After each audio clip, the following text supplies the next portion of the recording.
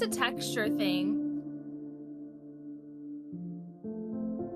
Yeah, I could see that. You kind of have to like be into like chewy. It's like a really, if you like it, you love it. If you hate it, you absolutely hate it. That's my experience anyway. But it's really sweet. Like sometimes it's just way too sweet. So.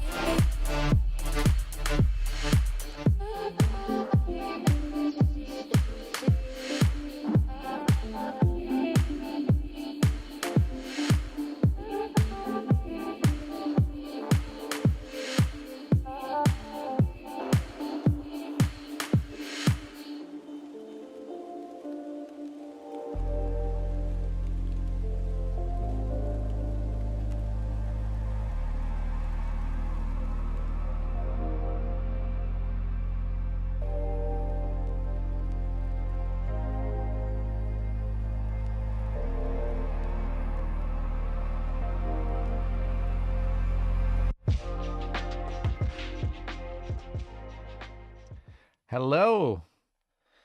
Hey, how's it going? Pretty good. Happy International Women's Day. Yes, you too. Happy International Women's Month, I guess. Yeah, but today is the day. So, yeah, so I'm kind of happy that Official day. we have you here.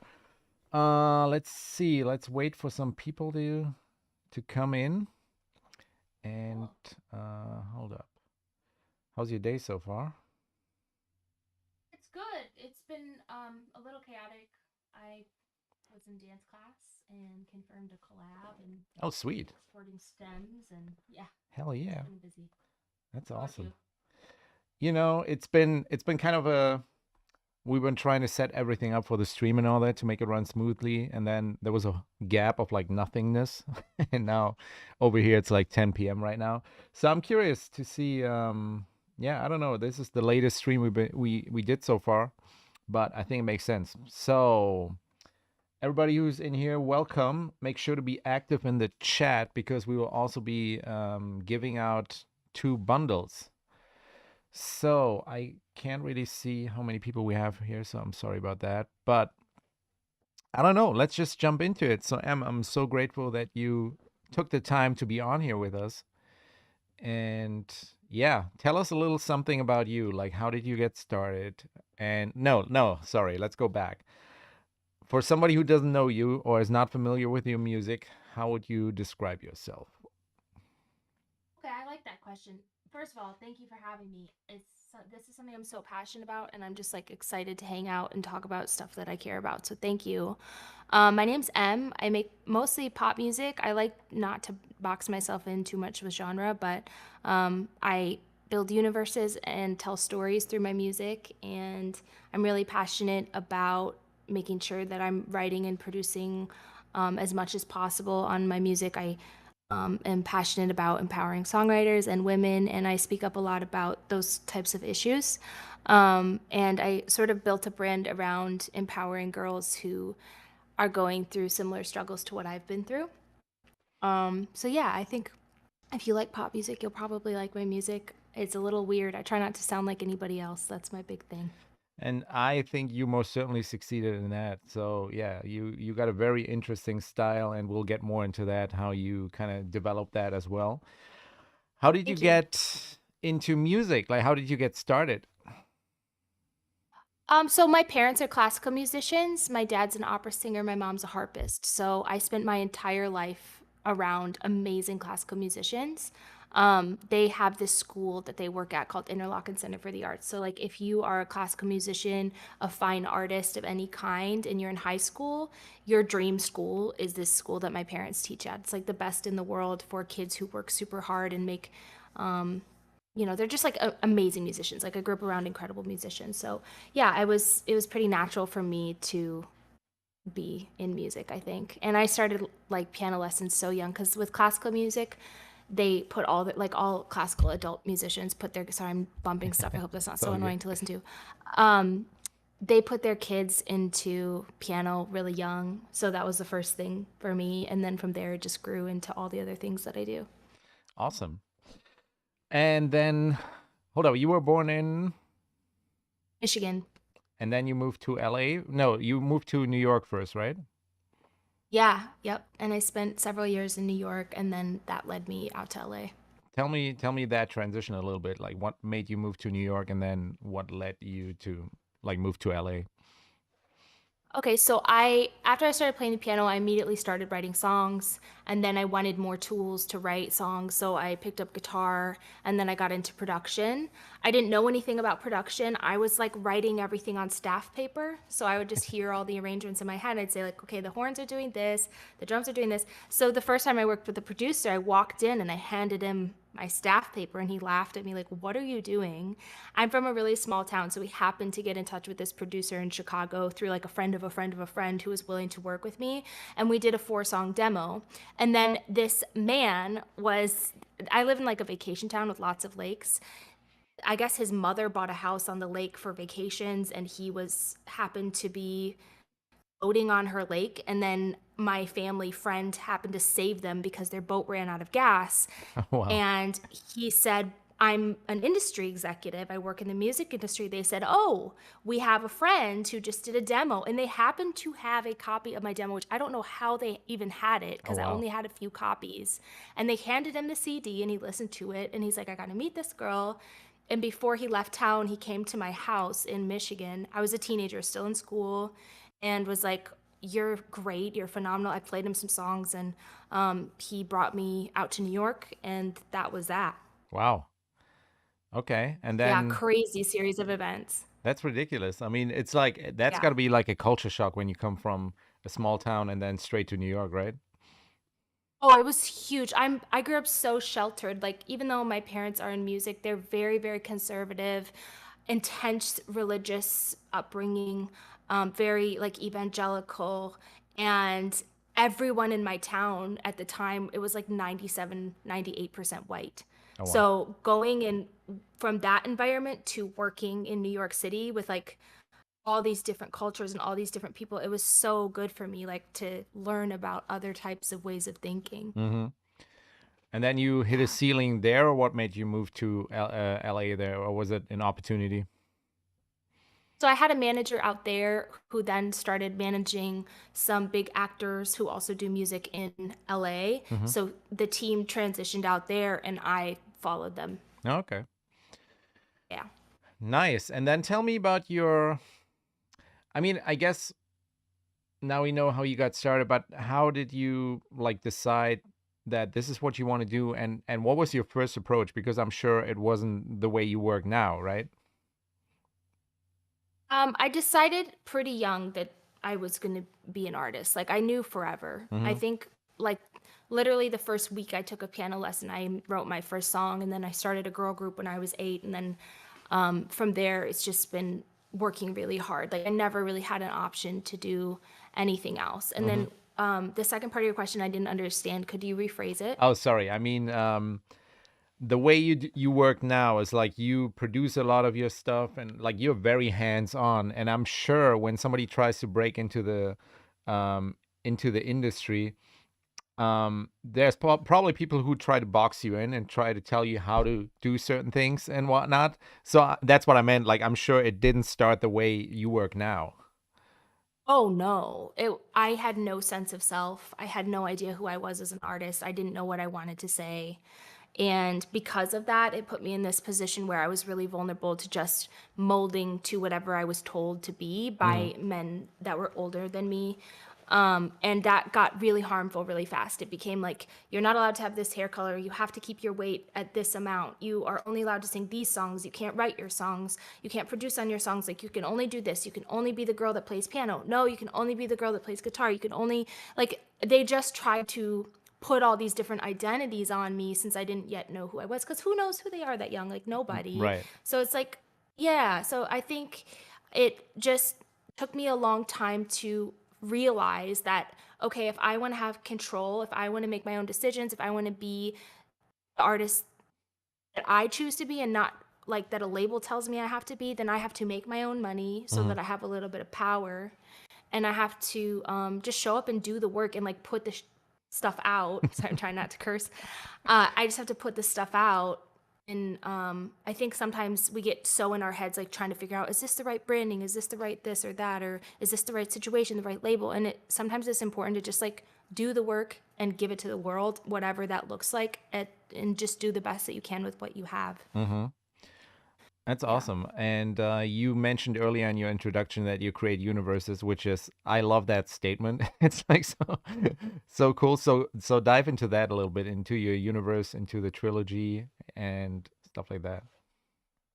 So I really wanted to tell like a superhero origin story, and I started to come up with the concept in 2017. I actually dreamed the concept, and I woke up in the middle of the night at 2 in the morning, and I wrote it all down. And I had like I think 50 songs stacked up at that point that Oh were wow. not out.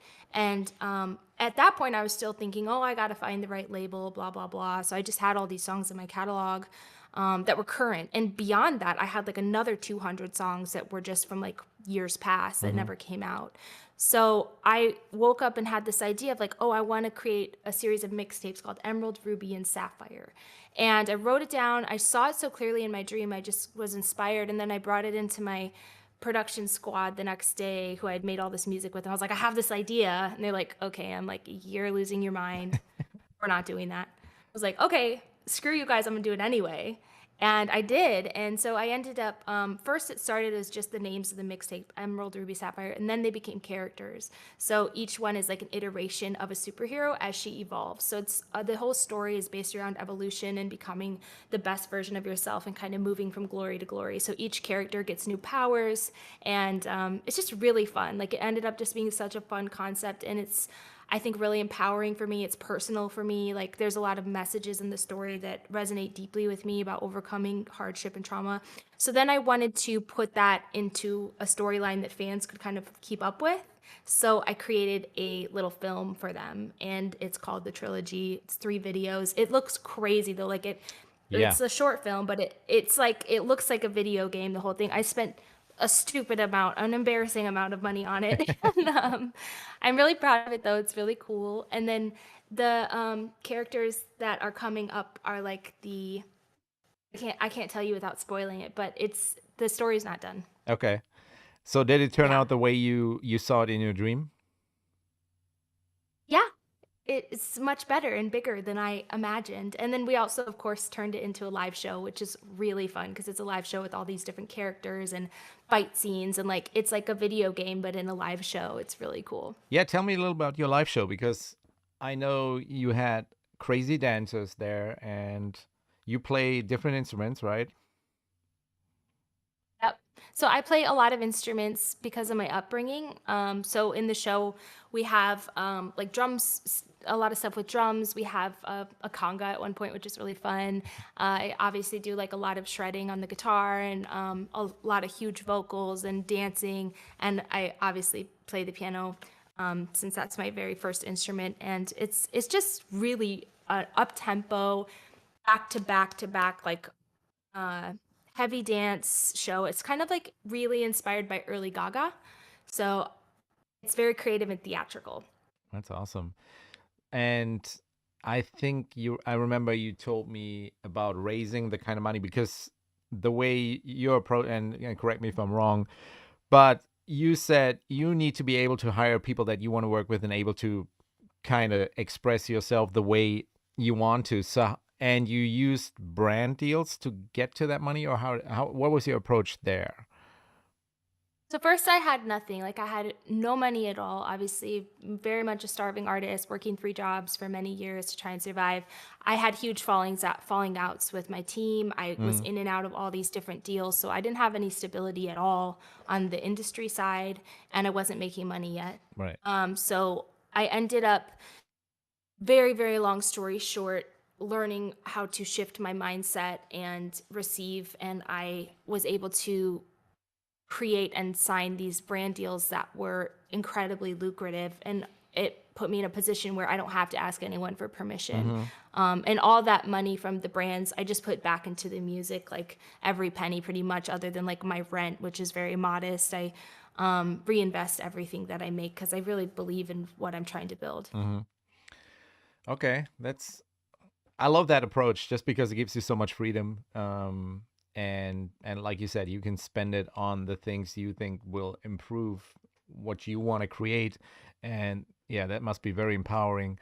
Um, Tell me, and sorry, we so just for everybody out there, Em and I, well, first of all, we know each other already, but we also wrote down some things that we want to talk about. So I don't want to bull, you know.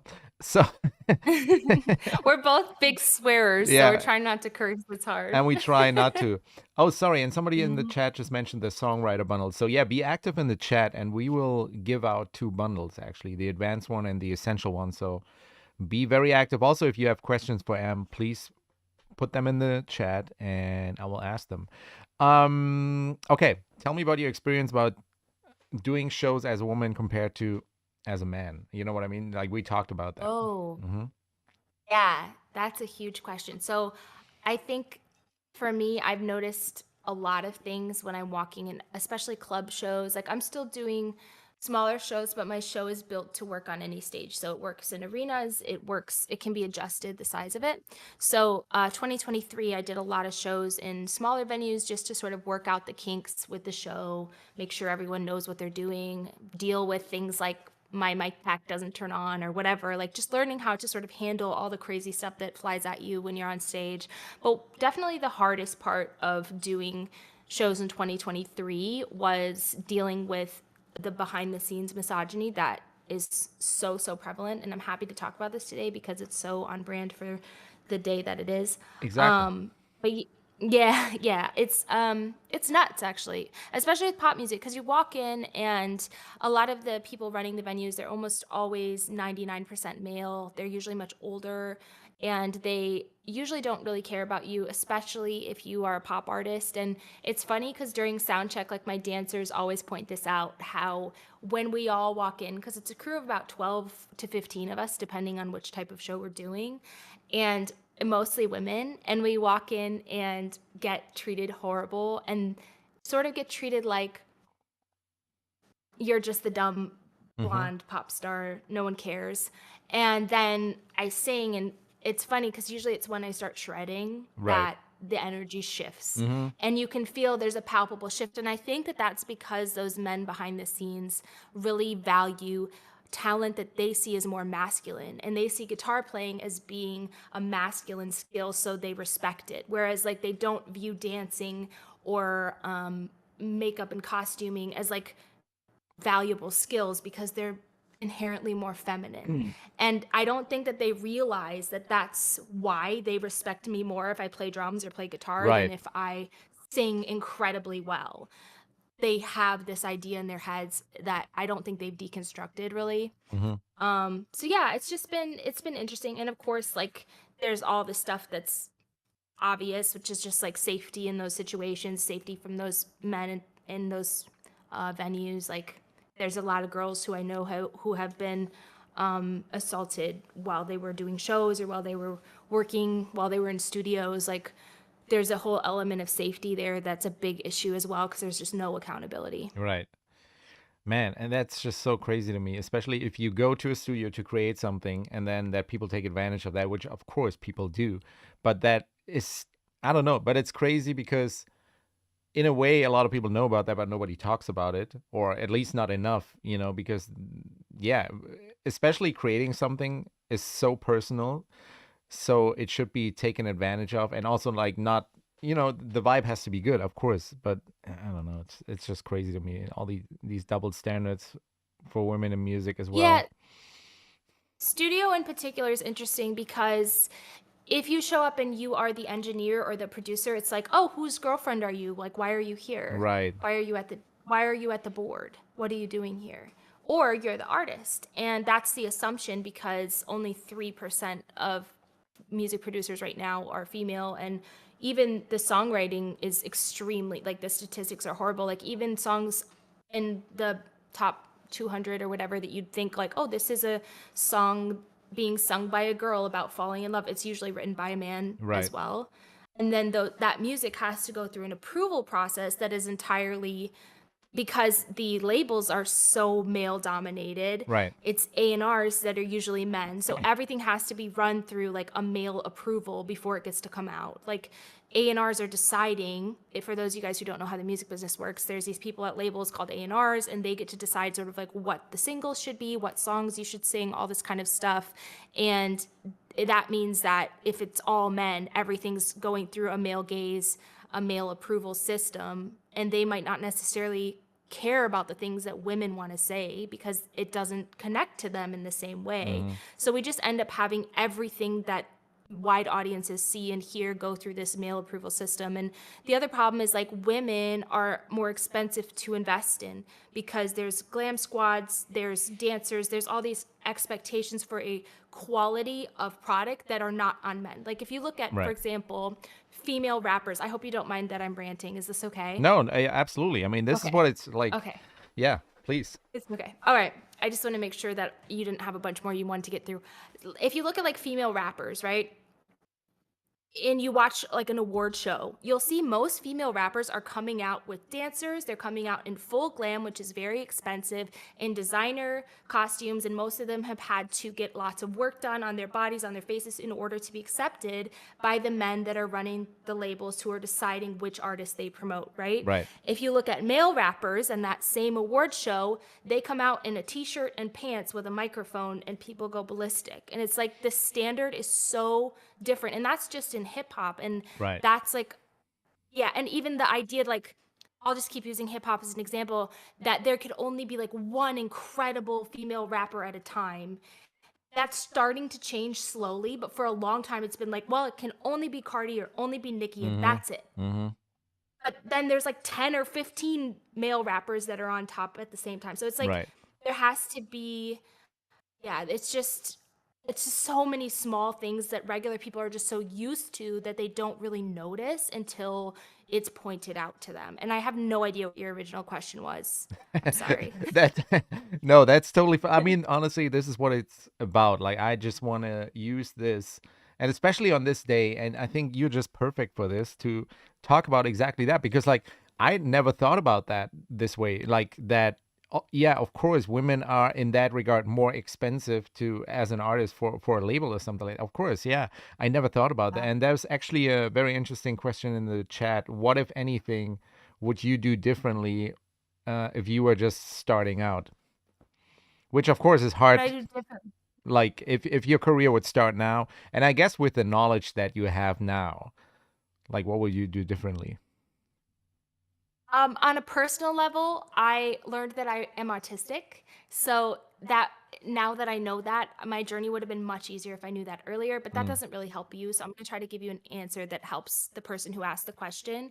I think for me, it would have helped me so much more if I understood my power. mm, I think for so long I didn't understand, like, I am the one who sets the tone. It's my job to tell everyone else who works with me, technically they work for me, what we're doing, where we're going, what the direction is. And I think I was so afraid to step into that power for so long because I didn't want to seem pushy or like a diva or whatever. And I was afraid to sort of just say, hey, this is the plan, this is what we're doing. And it's true, like, it's true that when I do that, a lot of men who are maybe not as evolved will view that as, oh, what a mm-hmm. biatch, Mm-hmm. right? And I've had that happen so many times where if I walk into a room and I say, hey, these are the 10 things we're doing today, these are the goals, and I've paid every single person in that room. Sometimes it's rooms of 20, 30, 40, 50 people that I've paid to be there. Right. And I say, like, this is what we're doing. It's, oh, she's such a biatch. But then if I had my partner come in and say the same exact thing, it'll Then be, it's oh my totally gosh, fine. he's such a good leader. He's so charismatic. He has such an amazing vision. He knows what he wants. It's just viewed completely differently.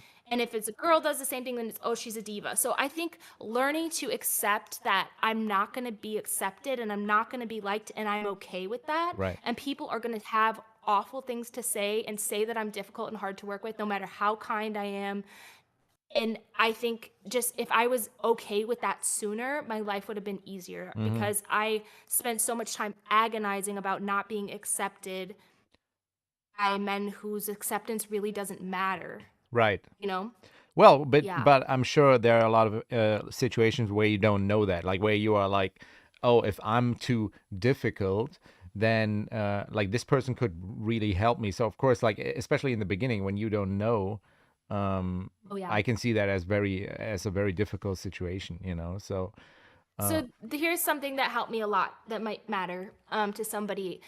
I had that thinking where I mhm, was like, oh, I have to get this person to like me because they're my way in, right. right? They have to accept me because they're the gatekeeper. And what I realized several years in was like, oh no, there's a bazillion gatekeepers. Hmm. Just because one doesn't like you, in a lot for a lot of women, they have issues with their producers being creeps. Like just because that producer stinks, you don't have to hold on to him because there's a bazillion amazing producers who aren't creeps and who are going to do amazing work. Right. And it's the same kind of thing like in the business. Like we think we have to settle for these like really awful people. And it's like, no, there's literally hundreds and hundreds of them. And sometimes it's just a matter of making a spreadsheet and emailing all of them and talking to a million of them and finding the ones that you vibe with. You don't have to just stay in these bad situations just because you're afraid of losing opportunity. It's such a scarcity mindset. Exactly. And I think like that's very important too, because like usually the ones that you vibe with are the ones that will get you further just because of that. Like because especially in LA, there are so many people that can help you move forward. You know what I mean? Like, and everybody thinks they're important. So I think that's also what they want to project, of course, that they're like, oh, I'm important. You have to be nice to me. You have to do what I want like what I Yeah. want. And man, this is so messed up, honestly. Uh, It's okay. no, it is It like, is but I mean, changing. that's why we do this because I think it's very important. And Yeah. oh, there's a question in the chat. How do you think we can change the system so that women are involved at all levels? Do you think it is all about long-term investment in programs, making sure women have the opportunity to explore? I think it's about empowering each other to take risks. I think that in general, men are much more willing to just like go for it than Hmm. women are. They've done studies about confidence in women that show that women will be overqualified and still not apply for the same jobs as men who are underqualified. Right. And the men will get the jobs because they went for it. And the girls just feel like they're not perfect enough yet Mm. to even apply. Hmm. So I think that's the first thing is just being so confident, having the like insane confidence of your mediocre male peer Right. who has not worked as hard as you Hmm. and who Hmm. isn't focused on trying to be perfect. He's just focused on like, what do I want? Right. So I think that's part of it is like identifying like, what do you want? And I think when we do that for ourselves, other women see that and they do the same. And that's really powerful. Hmm. And then obviously the other huge thing is like we need male allies like you, Right. like we need men in positions of power who are willing to have these conversations and willing to realize like, hey, it's not a personal failure of yours. It's Right. not, I'm Right. not saying anything about you. I'm just saying this is how we have all been raised to think. Hmm. And we have to be willing to look at it, scrutinize it, and make changes. And like a lot of times it is men that hold the keys to our dreams. And so it's really important that we have men that are willing to have conversations with other men on our behalf. Like, hey, dude, I noticed you said this. Like, do you really think that? Like, just uh, allies that sort of push each other. And you know what I'm saying? Right. No, absolutely. I do. And that's why I think conversations like that are so important because like it's all also so that other not only artists but other women also hear it, you know what I mean? Because yeah, that something has to change. And I Oh, mean, 100%. Yeah. yeah, and I mean, and even though with the climate nowadays. I think we are going into a better direction, but it's still like way too late and way too little, I think. Um, I don't know. Yeah. Um, sorry, did you want to add something? I was gonna say for me, I think that this is gonna be a year of a huge shift in music. Mm-hmm. I think that the Me Too movement started to hit music, but it never really fully hit music. Right. And especially like with what's going on with our well-known rapper right now, who is sort of being tied to a huge organization of corruption and Mm-hmm. abuse, like that has been going on forever. Like I Right. remember being literally like 15 in New York and being told like you're not allowed to go near that camp because it's not safe for you. Mm-hmm. And people have known forever and it's just now starting to come out. So I think this year is going to be really interesting. And I think the other thing that we can do that we maybe didn't mention is like stop for us female artists especially to stop looking at each other as competition and start looking at each other as like how can we work together Right. because we're going to make more money with both of our platforms to Mm-hmm. working together than being like in competition with each other, and we can help each other and give each other pointers. And the thing is like when you're willing to lift someone else up and they're willing to lift you up, it just becomes this building of Absolutely. up. Yep. But to do that, there has to be no fear, no ego, there has to be no competition, no jealousy. We just have to be really okay with celebrating each other's wins and knowing that if she can do it, so can I, and we could even help each other get there. I think that's mentally a big shift that women have to keep making. Which of course is easier said than done, I think, Yeah. because a lot of things play into that. I know that from like actors and actresses, like they always, obviously, when they audition for the same role, like in a way, you are competition, but still, it makes the whole journey a lot more pleasant when you kind of work together. And in the end, Yep. what's good for one is good for everybody, in a way. Um, Let me ask you a little more creative question in that regard, like because I think there is a big challenge, and I kind of want to see how you approach that. There has to be a big challenge in wanting to be different and wanting to stand out, but still be your authentic self. Like, Yeah. what is your approach for So, that? I can't blend in even when I try Okay. because again, I have autism. So I've never been able to blend in my entire life. It's so hard for me. And for a long time I had shame around that and it made me feel like, God, why can't I just disappear and be like everyone else? Like everyone treats me like I'm different and I don't know why. Hmm. And I felt that for so long. And Same. then my partner actually said something so wise to me. He said, like, hey, I don't think you were made to fit in. I think you were made to stand out and you should just own that. And I have ever since. And it's really helped me. But authenticity isn't something that anyone else can give you. It's something you have to figure Right. out for yourself. And that just involves like doing the work and figuring out what's important to you and what matters and like what has impacted you the most in your life. And like all of that is you sitting in a dark room meditating, figuring out your shit and like doing Hmm. your shadow work, you know? Hmm. That's something only you can do. Hmm. And I remember like I've had A&R meetings before where the label guy said like this just isn't authentic. And I said, "Okay, like can you tell me what you mean?" He said, "Well, I think you should be more like this." And then he listed some traits. Wow. And I said and he compared me to another artist and I said, Right. "So you think that in order for me to be authentic, I should be what you think that Right. I should be?" Yeah. It's like, are you hearing yourself, Yeah. sir? Yeah. Like they say they want authenticity, but a lot of times they don't actually want authenticity. They just want you to be more like who they think they want to mold you into, basically. And something they know. And again, I know that from film, because whenever you pitch a project, they're like, okay, what is this film like? And I'm like, of course every artist wants to say it's like nothing, because like it's not like nothing else because it's unique. But for them, and that's crazy to me too, that these creative people in creative positions are not really creative at all, and you have to make them understand in ways like Right. that, which is so wild to me. Like unless they see it or hear it exactly the way they, I don't know, otherwise they don't get it. It's crazy to me. I think a big part of that too is that a lot of the people in the high positions of entertainment got that job because of nepotism Right. or because they knew the right person Mm-hmm. and not because they were qualified or creative. So when I'm choosing people to work with, I try to pick people who kind of came up from the bottom on their own Right. instead of choosing people who maybe got their jobs because their dad put in a good word. Like Mm-hmm. they don't they don't do business the same way. Right. Yeah. Okay. You what else? Hold up, sorry. The documentary is that something we already talked about or not because it's not no. I'm We did not. I didn't say anything. Um You're producing fine. music.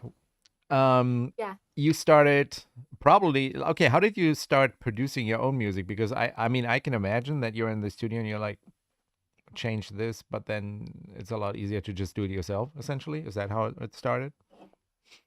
Yeah, so I like I said, when I first started writing songs, it was just on the piano, and I was like notating everything. So I Right. already heard all the arrangements in my head Mm-hmm. and I figured them all out. I just put it on staff paper. So then because after I went to New York as a teenager, I was introduced to Logic, and that was like a revelation for me because all of a sudden I was free and I Right. took my keyboard and lived in a basement for 3 years Mm-hmm. just playing and creating.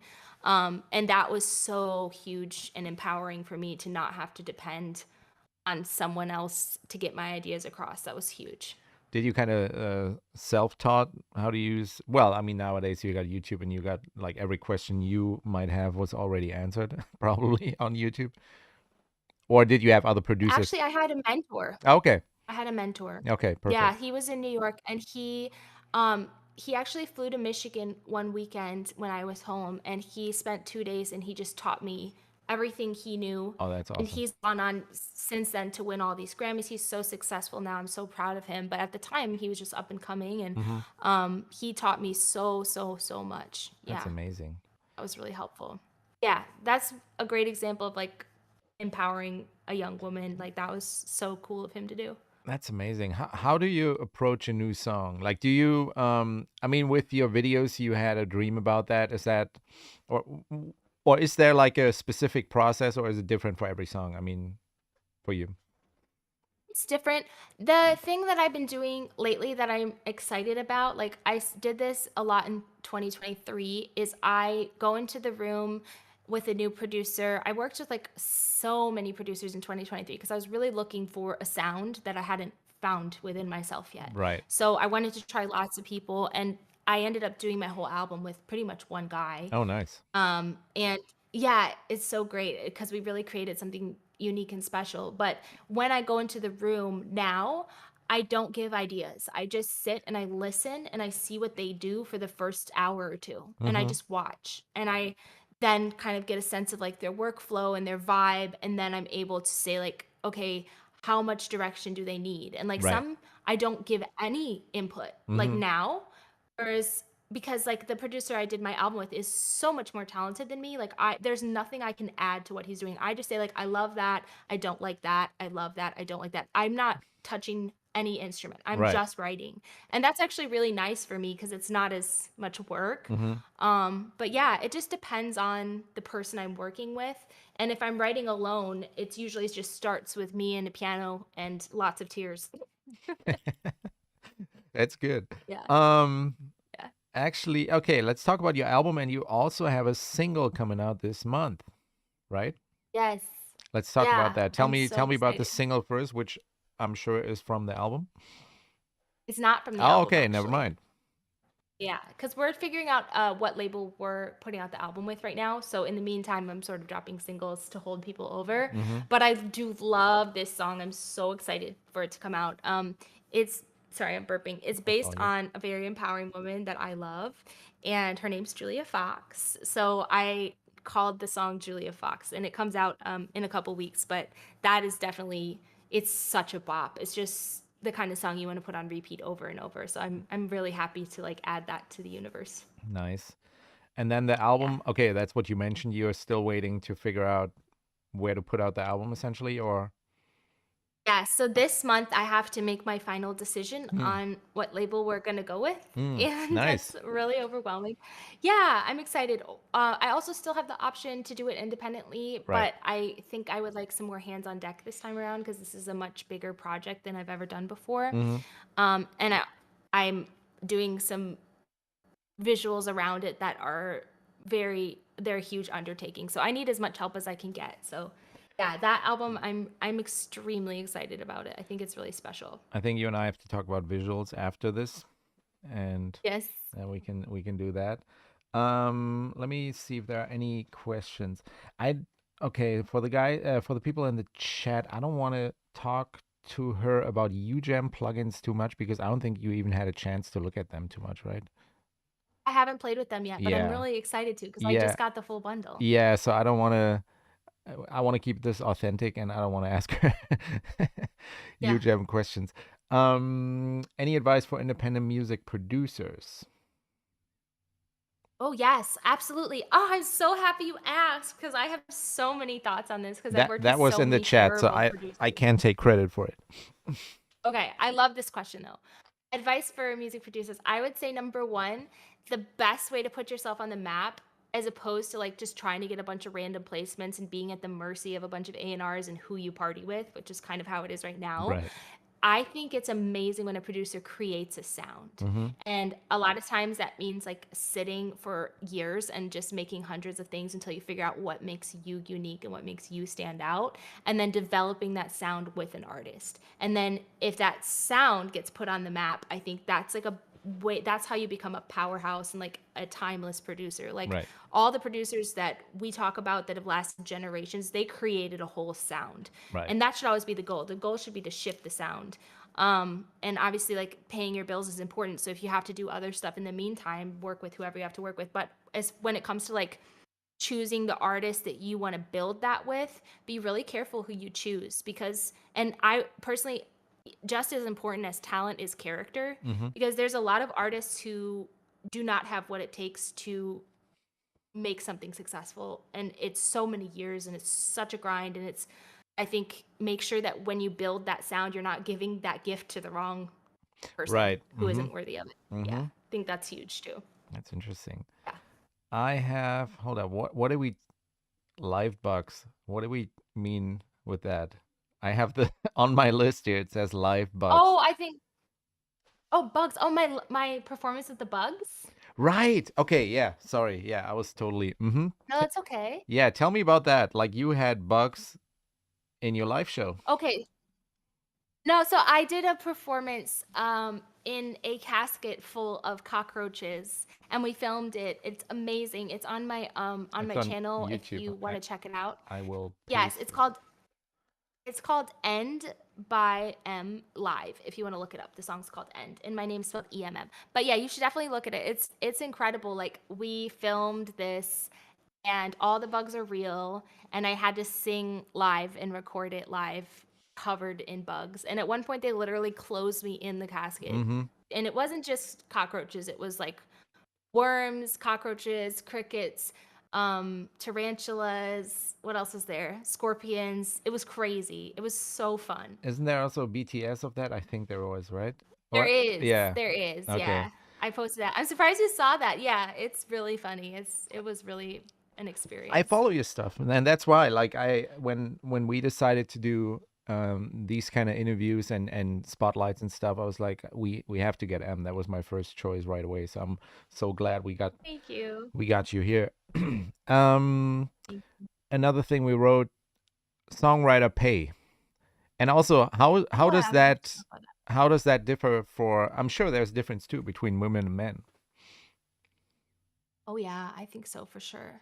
Um, as far right now, the way so like when you listen to your favorite songs on the radio, for those of you guys who don't know this, um, there's songwriters usually should get a cut and producers should get a cut, but the people who write the songs are extremely underrepresented and they don't have like unions, they don't have anyone that stands up for them or sets up like standards for them. So Mm-hmm. basically what has happened is they've ended up just getting completely railroaded and taken advantage of in every area. So there's something called publishing, and what ends up happening is like a lot of songwriters, there's so many issues, but a lot of times what happens is the songwriter makes all their money from publishing. That means when you stream a song on Spotify, they don't really make money from that. Only the producer and the artist make money from that. Right. The producer is the one who makes the music, the artist the one who sings the songs. But the person who writes the song, if it's not the artist, they don't make any money. So there's so many artists or so many songwriters that have written platinum songs and have platinum plaques on their wall who can't pay their rent Mm-hmm. because the system is so corrupt.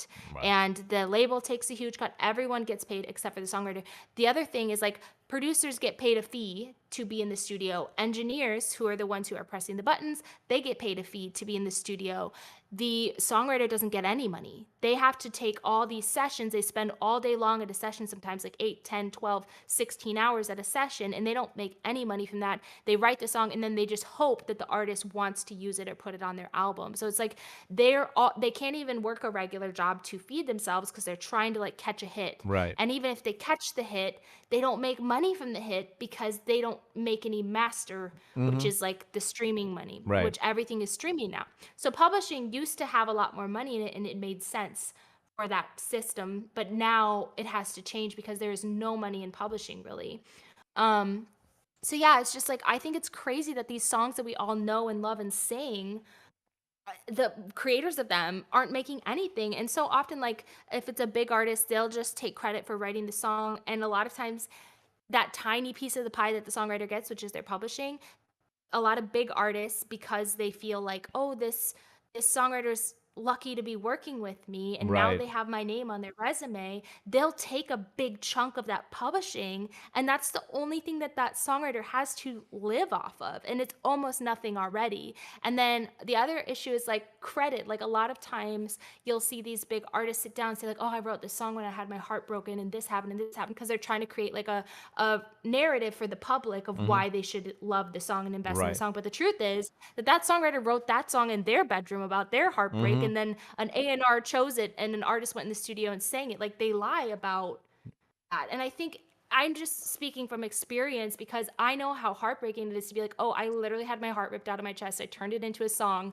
And now this big artist is saying, like, making up a Yeah. whole story and taking all the money, or Mm-hmm. like 75% of the money or whatever. So it's just like, they get the shit end of the stick in such a huge way, and I really believe that there has to be change for them. And I think it's so important to talk about that just as much as we talk about what girls are going through in Mm-hmm. music. I think, and I could be wrong about it, but I think actually Germany has something like that for songwriters where it's more fair. But I gotta look into that. But I'm pretty sure there is something like that because I didn't know that I Right. mean I lived in the States for like 9 years now, but I yeah, I didn't know about that because I don't know that many So bad. songwriters, but that's crazy. Somebody has That's a bad. question that kind of plays into what I was gonna ask you because I was gonna ask you if you ever experienced writer's block, and somebody says, What's been your biggest stumbling block when trying to write a song?" So it kind of, Okay. For me, I struggle sometimes if I'm like trying to write with people that maybe I don't feel connected to. right. That's really hard for me. Like I write the best when it's just me and I can be alone, and that's because I have a hard time letting all my walls down. Mm-hmm. So I think one thing that can help is like if you're only writing in sessions with big groups of people, try being alone and writing alone, cuz obviously like a lot of us do that when we're young, right? Before we ever start taking sessions, we write alone and it's so inspiring, and it's like that really helps me to just get back to the essence of like what do I want to say? And Mm-hmm. sometimes I don't have anything to say, and that's okay. Like Mm-hmm. sometimes you just need to process your life a little bit Right. before you have something to say. I think the exercise of continuing to try to write during those times is really important because you might get like 10 horrible songs or 20 horrible songs, but at least you got them out. Right. And I also think that with songwriting, the goal, as much as people want to be like, write a hit, sometimes that pressure makes it not fun at all to create. And like the best songs are just about the joy of creating and the act of creating. So if you can just release that pressure and just allow yourself to be in a flow, that's really important. I think a lot of times the pressure like blocks that flow from coming through, and like perfectionism, or like I have this goal of how I want like an outcome that I want. And it's like sometimes the universe isn't trying to give you that outcome right now. Mm-hmm. Like God's not, that's not what's going on for you right now. Like sometimes you're just meant to flow and create something that you couldn't have even imagined. Right. So yeah, that really helps me to just like get alone, remember like what I want to say, and yeah, I think don't work with people who slow you down too much because that can be annoying to feel like I'm not even saying something that I care about right now. I'm just Hmm. trying to get through the session. That's Yeah. awesome. In a perfect world, um, what would your hold up. I gotta because that question just came up in my head, and I gotta phrase it right.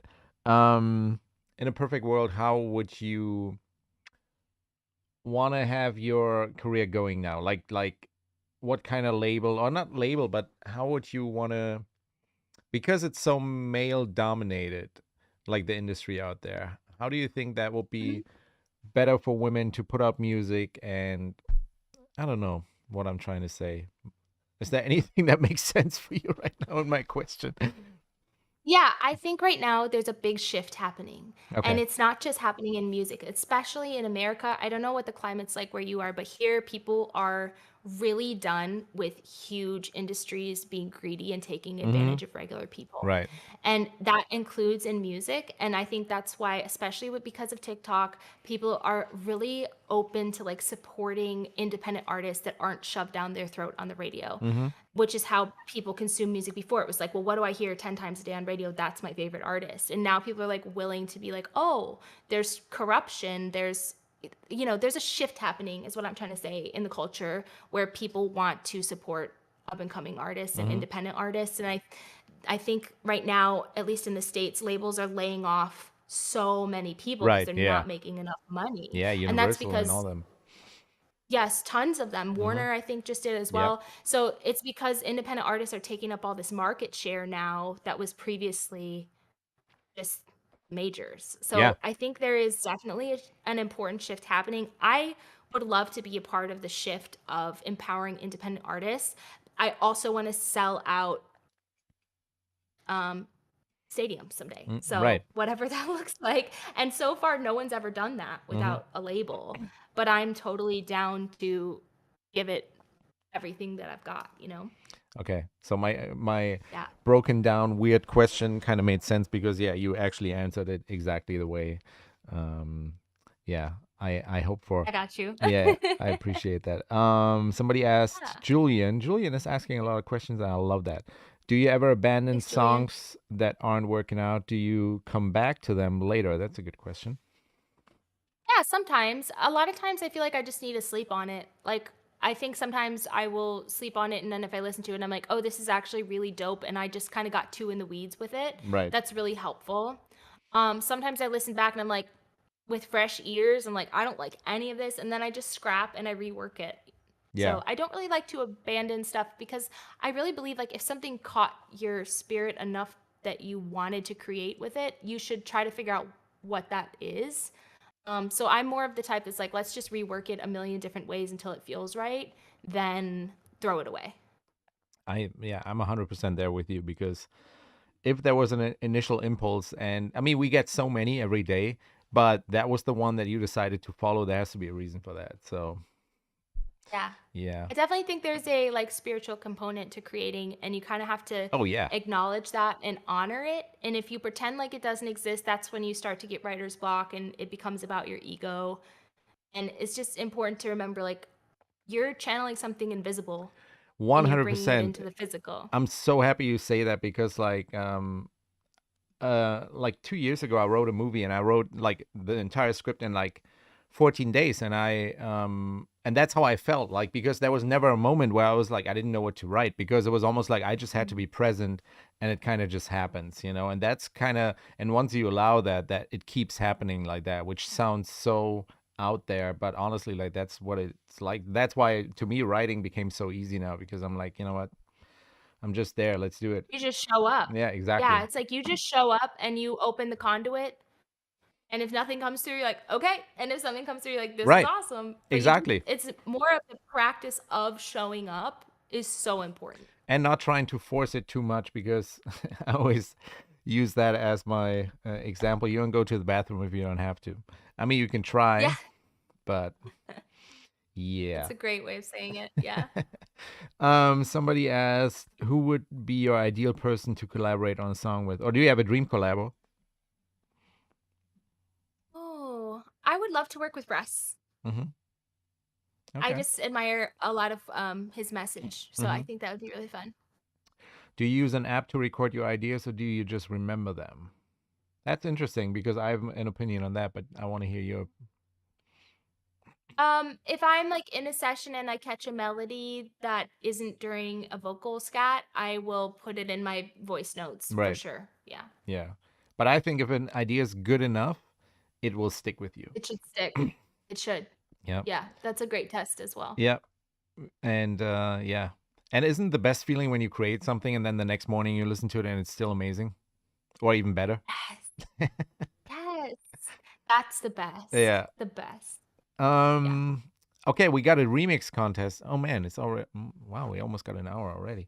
We have a I'm remix. sorry, I'm a talker. No, that's amazing. I mean, I love doing this, and that's why. And again, you guys in the chat, two of you will get a bundle, and yeah, so we'll see who that'll be.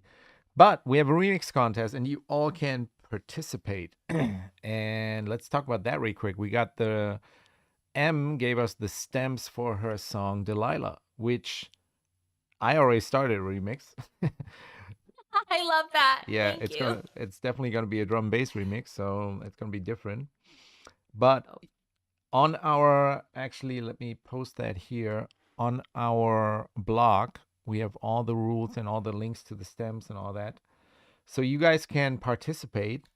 I think this entire month actually, and then we will announce the winners on April 12th. So just download the stems, which are on the link I just posted, and remix it in any style you want. That's always the most interesting thing to me, to like what kind of genres and all that. I think there was one catch you would have to use. Yes, a Russia remix, exactly. Um, you have to use one UGEM plugin. It could be whatever. It could even just be a finisher. Um, and then yeah, post it on the social media of your choice and tag us, tag us, and we will pick winners. And yeah, I want you to hear them all too. I like we didn't even discuss that, but I think you will listen to them too, right? Probably. oh, I am so curious. I am so excited. Mm-hmm. I'm like, I love discovering new great producers, so Yep. I'm pumped. Yeah. Awesome. What else? What did we not talk about? Is there anything else you want to cover? Like anything? How do we get the system better for young women out there, and also for exactly what you said, like because it is like there are men out there who have like not even 20% of your talent, but they just go out there and do it. And I think that's something very important that we have to convey to also women, to just exactly that, do that, and be yourself, and yeah, embrace the way you are. And yeah, what do you think? What's the best way to do that?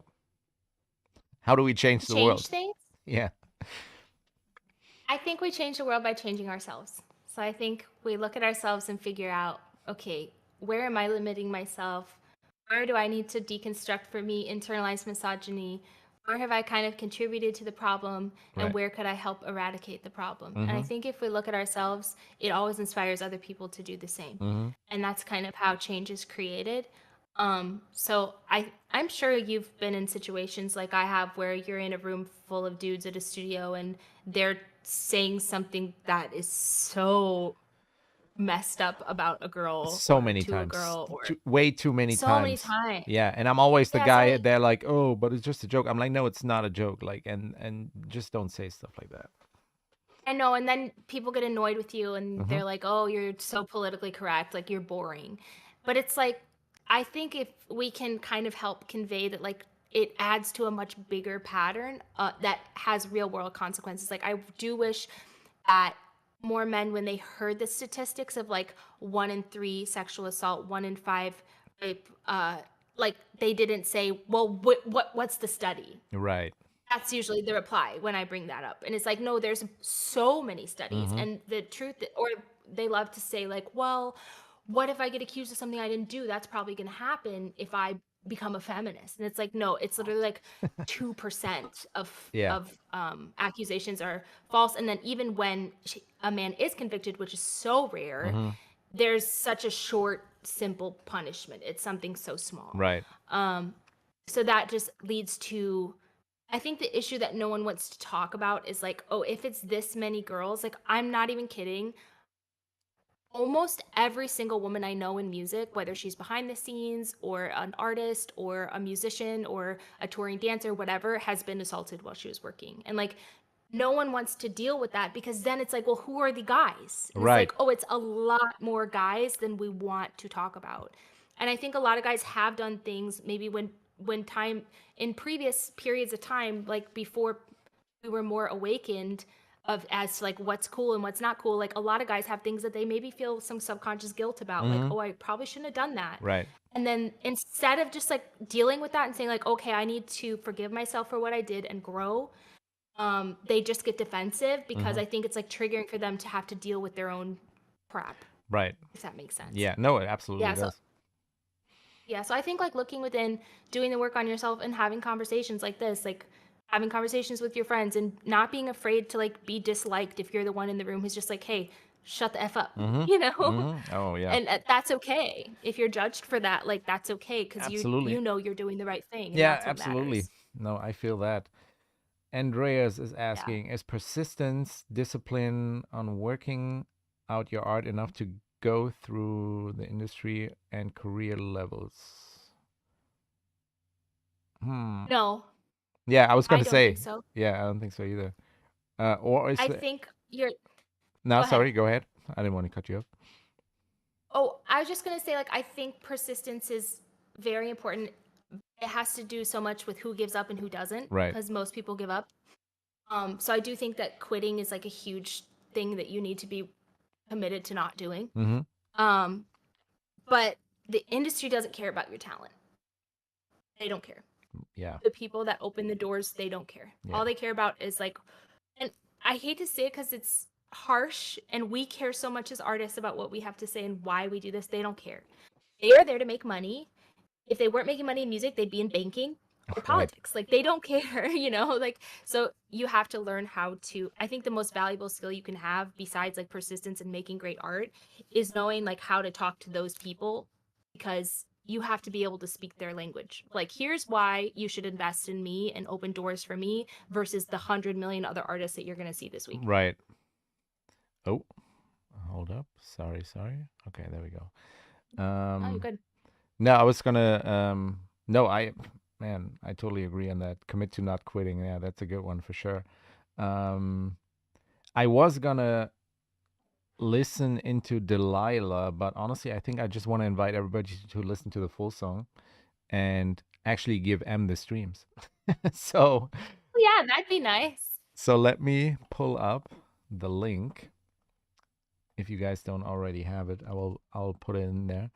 Um so yeah, because again, I just want to push the remix contest again because I'm so glad that we have the vocals of such an amazing song. And so everybody out there, here's the link. And just stream it as many times as you want, or just leave it on repeat, and Oh then yeah, that's great. listen to the other ones as well. Um, Thank you.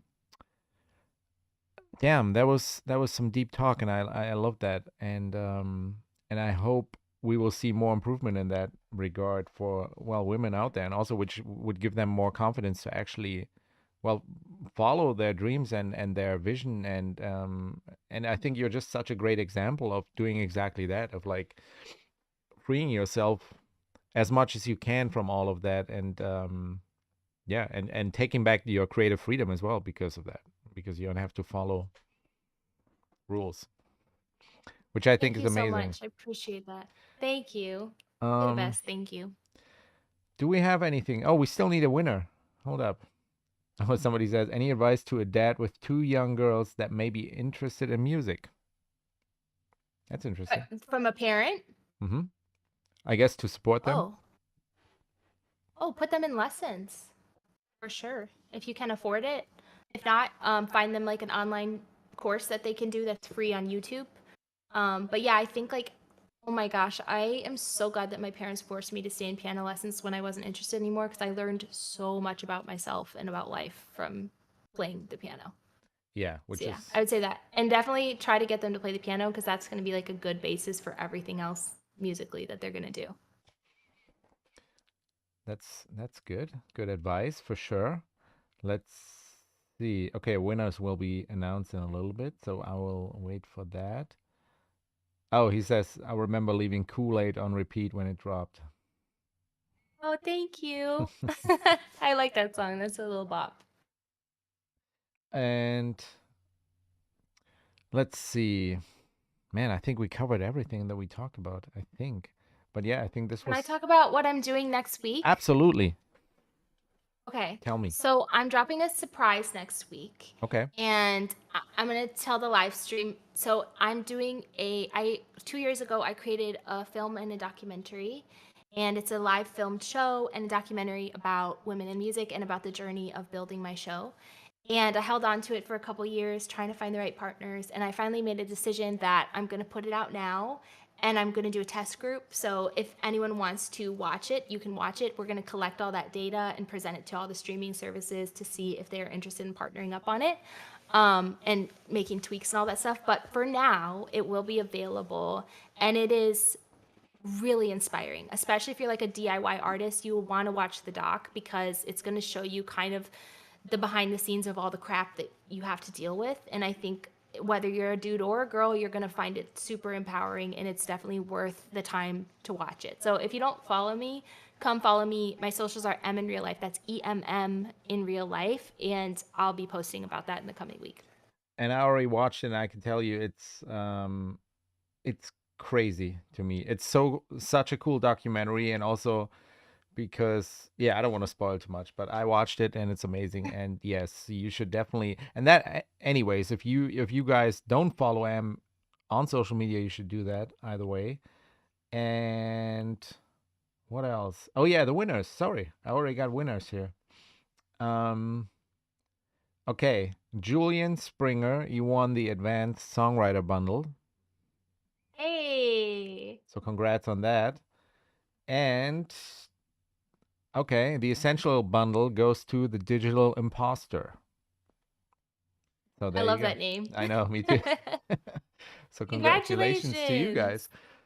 Um, yeah, thank you so much. I think we reached the end. I think we covered everything we wanted to talk about, and I'm so grateful that you took the time to do this because I know you got a million things going on, which is amazing, and I can't wait to see and hear what else you got going on. And yeah, thank you. Thank you. It's so great to talk to you, and I really appreciate having the opportunity to talk about this stuff because my hope is that it adds value and hopefully encourages and empowers somebody. So thank you for creating the space where that can happen, and thanks to you, Jam, for being such a great ally. Thank you. And yeah, read about M's entire story on the UGEM blog as well. We wrote a little artist spotlight there. So yeah, thank you, M. You enjoy the rest of your day, and I think we are out of here. Sounds good. All Thank right. you. Bye.